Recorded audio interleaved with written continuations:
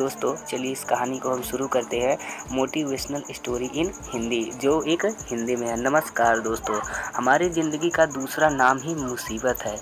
हमारे जीवन में मुसीबतें आती ही रहती हैं। कोई इन मुसीबतों से हार मान लेता है तो कोई इसका डटकर सामना करता है। बहुत से लोग इन मुसीबतों से टूट जाते हैं और इन्हें मोटिवेशन की ज़रूरत पड़ती है, जिसके कारण वह इन मुसीबतों का बिना किसी डर से सामना कर सके। जी हाँ दोस्तों, हमने यहाँ पर जो इंस्पिरेशनल स्टोरी हिंदी में शेयर की है, ये मोटिवेशन कहानी है। तो छोटी लेकिन इन कहानियाँ के पीछे बहुत बड़ी सीख छिपी हुई है, जिसे हमें अपने जीवन में ज़रूर ही उतारना चाहिए। तो आइए जानते हैं हमारे जीवन में प्रेरणा से भर देने वाली इस छोटी सी कहानी को। तो दोस्तों, आपने इस मुहावरे को ज़रूर सुना होगा। चलिए आज हम इस कहानी में जानते हैं क्या होता है। इस कहानी में बताया गया है कि तारों को कैसे ईर्ष्या का भाव उत्पन्न होता है और श्री नारद मुनि उनको कैसे मुहावरों का अर्थ समझाते हैं। यह अत्यधिक सुंदर और प्रेरणादायक कहानी है दोस्तों।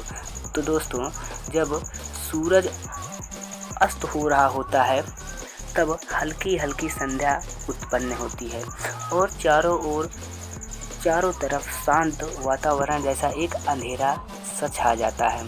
सभी जीव जंतु पशु पक्षी अपने निवास स्थान को जाने लगते हैं और हल्की हल्की हवा चलने लगती है। हम जब आसमान की ओर देखते हैं तो सूर्य अस्त हो रहा होता है। तभी आसमान में कुछ तारे टिमटिमाने लगते हैं। तो दोस्तों, कुछ तारे अत्यधिक चमकीले होते हैं परंतु कुछ तारे कम चमकीले होते हैं। अत्यधिक चमकीले वाले तारों पर हमारी नज़र जल्दी पहुंचती है, परंतु कम चमकीले वाले तारों पर हमारी नज़र बहुत कम ही जाती है। इसलिए हम उन पर ध्यान नहीं दे पाते और उनकी सुंदरता फीकी पड़ जाती है। परंतु दोस्तों, उन सब में से एक ऐसा तारा होता है जो अधिक चमकीला होता है, जिसके आने से पूरा आसमान जगमगा जाता है। वह इतना सुंदर और चमकीला होता है कि उसके जगमगाते ही लोगों के चेहरे पर खुशी आ जाती है। उसे हम स्वाति नक्षत्र के नाम से जानते हैं।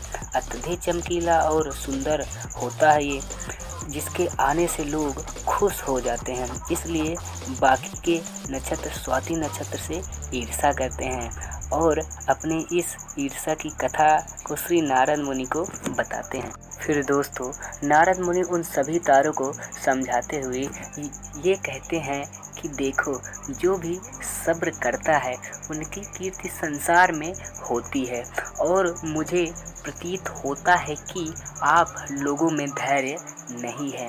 इसलिए आप लोग संध्या काल में होते ही तुरंत जगमगाने लगते हैं, लेकिन स्वाति नक्षत्र अत्यधिक समय के बाद आसमान में निकट आता है, तभी उसकी प्रतिस्पर्धा इतनी अधिक होती है। फिर दोस्तों, तभी सभी लोगों के चेहरे पर मुस्कान आती है। इसलिए कहा जाता है कि हमें सब्र करना चाहिए, क्योंकि उसका फल मीठा होता है।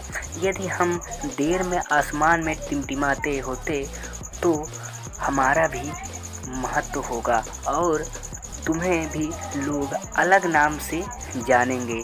नारद मुनि द्वारा समझाई गई बात सभी तारों को समझ में आ जाती है। दोस्तों, सब्र का फल मीठा होता है, यह बात हम सब जानते हैं और इसे हम लोगों ने महसूस भी किया है। मैं हमेशा अपने कार्य को पूरा करने के बाद उसके परिणाम के इंतज़ार में उतावला हो जाता हूँ, या फिर अपने आने वाले कार्य को पूरा करने के लिए उतावला हो जाता हूँ, जिससे मेरा आने वाला कार्य भी बिगड़ जाता है। परंतु मुझे ऐसा नहीं करना चाहिए। मुझे सब्र करना चाहिए उस परिणाम या उस आने वाले कार्य का, जिससे मैं उस कार्य को अच्छे से समाप्त करूं और उसका परिणाम भी अच्छा ही हो।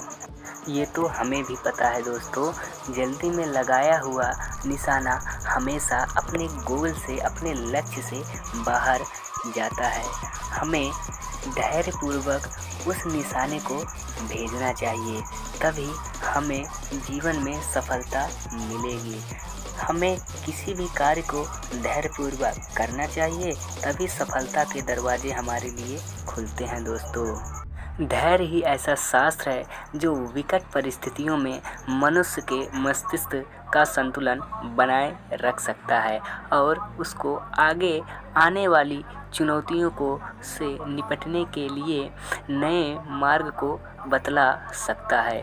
बड़े बड़े महात्मा और पुरुषों के द्वारा भी बताया गया है कि हमें भी किसी कार्य में सफलता पानी है तो उसे चिंता मुक्त होकर करना चाहिए और सब्र रखना चाहिए, परिणाम का सफलता अवश्य मिलेगी। तो दोस्तों, उम्मीद करते हैं आपको हमारी ये कहानी बहुत ही पसंद आई होगी।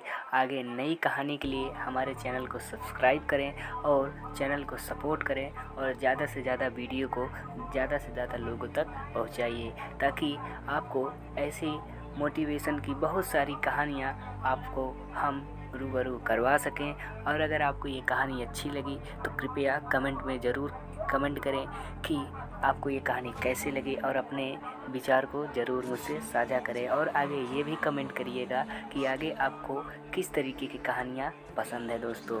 तो दोस्तों, मिलते हैं एक नए वीडियो के साथ।